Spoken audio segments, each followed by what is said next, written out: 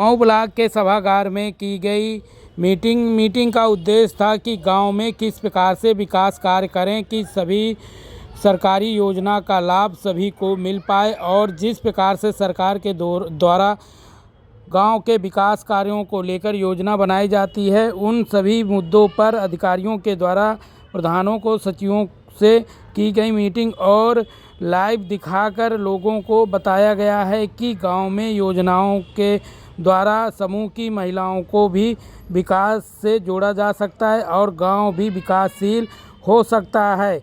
उसी प्रकार से पूरी बातें ट्रेनिंग के द्वारा बताई गई। आप भी सुनिए क्या कहना है। 1993 में 73वां संविधान संशोधन में पंचायतों को 29 विषय हस्तांतरित किए हैं। कौन से विषय हैं? कृषि से जुड़े विषय।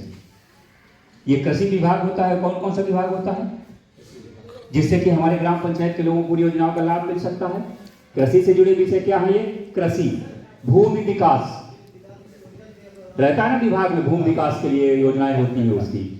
इसी तरह चकबंदी और भूमि संरक्षण, लघु सिंचाई और जल उनको मिला है। लेकिन जैसे ही गर्भवती महिला 3 साल 3 माह के उसका गर्भ होता है, तुरंत उसके टीकाकरण होता है, प्रथम टीका लगता है उसको टीका।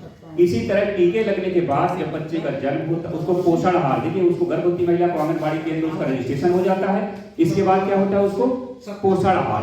पोषण आहार इसलिए दिया जाता है कि बच्चा कुपोषित ना हो। जो अभी चर्चा हो रही थी कि बच्चों में कुपोषण अधिक होता है, तो बच्चा कुपोषित ना हो इसके लिए उनका रजिस्ट्रेशन होने के बाद जो सरकार के द्वारा आंगनबाड़ी केंद्रों के माध्यम से पोषण आहार दिया जाता है वो दिया जाना है। किसको दिया जाना है? गर्भवती महिलाओं को। इसके बाद जब बच्चे का जन्म होता है तो क्या होता है? उसमें टीकाकरण, बच्चे के भी टीके लगते हैं, बच्चों को भी टीके लगाए जाते हैं ताकि बच्चे स्वस्थ हों, कुपोषण की ओर न जाए। उन्हें भी धात्री महिला जैसे कहते हैं 6 माह तक उनको भी पोषण आहार दिया जाता है। इसके बाद 6 माह से 3 वर्ष तक के बच्चों को प्रतिदिन आंगनबाड़ी केंद्रों में आने की जरूरत नहीं होती है। उनको क्या दिया जाता है? Take home ration. क्या? Take home ration. एक सप्ताह में एक दिन उनको 7 दिन का राशन दे दिया जाता है। और इसके बाद जब 3 वर्ष के बच्चे हो जाते हैं तो 3 से 6 वर्ष के बच्चों को प्रतिदिन आंगनबाड़ी केंद्र में बुलाया जाता है और उनको ताजा पका हुआ पौष्टिक भोजन दिए जाने का प्रावधान है। जिस प्रकार से आप प्रधान और सभी को बता रहे थे कि जो गांव में विकास को लेकर कार्य हैं, तो किस प्रकार से प्रशिक्षण आप दे रहे हैं और क्या इस प्रशिक्षण से लाभ मिलेगा? देखिए, ये पंचायती राज विभाग उत्तर प्रदेश के द्वारा प्रशिक्षण का आयोजन किया जा रहा है और आपके मऊ ब्लॉक में ब्लॉक सभागार में जो ग्राम प्रधान हैं और जो ग्राम विकास अधिकारी और साथ ही एडीओ पंचायत, इनका आज ये प्रशिक्षण का आयोजन किया गया है। और इसमें जो विषय निर्धारित किए गए हैं उसमें से जो मुख्य रूप से इसका प्रशिक्षण का उद्देश्य है वो ये है कि जो गांव है, जो सरकार की नव थीम है कि हमें गांव का सतत विकास कैसे करना है। सरकार ने 2030 तक के लिए लक्ष्य निर्धारित किया है। उन लक्ष्यों को प्राप्त करने के लिए लोगों को जागरूक करना है और जो ग्राम पंचायतों की कार्य योजना बनती है, पूरे साल भर के लिए जो कार्य योजना बनती है, उसमें जो सतत विकास लक्ष्यों का स्थानीयकरण किया गया है उसको कैसे शामिल करना है।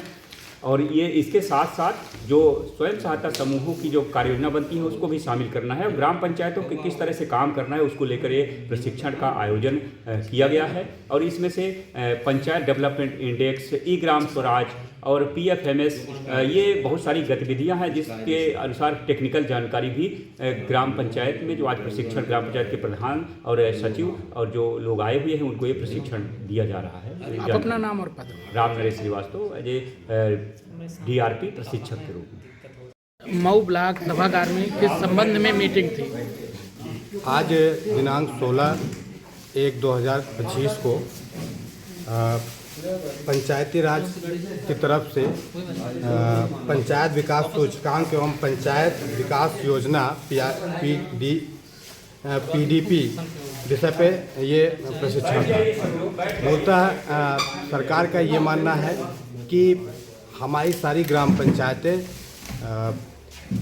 जो हैं वो किन किन मूलभूत सुविधाओं से इस समय लक्षित हैं और कौन कौन से मूलभूत सुविधाओं की आवश्यकता है, इसका ग्राम पंचायत खुद आकलन करे और धीरे धीरे हर स्टेप पर आगे बढ़े। साथ ही साथ हमारा जो पेमेंट की प्रक्रिया है, ई ग्राम स्वराज में कैसे GPDP में कार्य योजना फीड किया जाता है, सारी संस्थाएं उसमें एक साथ जुड़ के सारे विभाग जो भी कार्यदायी विभाग हैं तो सारे विभाग जुड़ के उसमें काम करते हैं। तो ई ग्राम स्वराज से हम कैसे भुगतान करेंगे, साथ साथ PFMS प्रणाली से, क्योंकि आप जानते हैं कि पहले पैसे आते थे और बीच में उसमें बहुत सारे गमन होता था, इधर उधर पैसे बंदर बाट हो जाता था। आज की स्थिति ये है कि अगर 100 रुपया अगर केंद्र सरकार से चला तो 100 रुपया सीधे सीधे आपको खाते में पहुंचना है। तो ये संभव हो पाया PFMS के माध्यम से। तो ग्राम प्रधान और सचिव को भी पता होना चाहिए कि इसकी बारीकियाँ क्या हैं और इसके नुकसान क्या हैं। अगर हम नियमित और तरीके से भुगतान नहीं करते हैं तो हम कहाँ पकड़े जा सकते हैं, इसलिए हमें नियम से भुगतान करना है। तो PFMS प्रणाली के बारे में भी जानकारी हो, साथ में ITR हर व्यक्ति जो भी भारतवर्ष में रह रहा है और 3 लाख रुपए से अधिक की धनराशि कमा रहा है तो उसे RTR भरना चाहिए। इसके बारे में भी प्रधान जी लोगों को जागरूक करना है और साथ में ताकि वो अपनी जो जनता है अपने ग्राम पंचायत की उनको भी वो जागरूक कर सके। और PDI के बारे में आपको बता दूं कि ग्राम पंचायतें अपना हर एक क्या बोलते हैं सूचकांक पे अपना स्तर नापेंगी और उसके अनुसार ग्राम पंचायतों को आगे पुरस्कृत भी किया जाएगा। हमें OSR जनरेट करना है, ग्राम पंचायत को सबल बनाना है और आत्मनिर्भर बनाना है। इसी के लिए सर अपना नाम और पता। मेरा नाम योगेश कुमार है और मैं मंडली कंसल्टेंट चित्रकूट धाम मंडल से हूँ, बांदा से।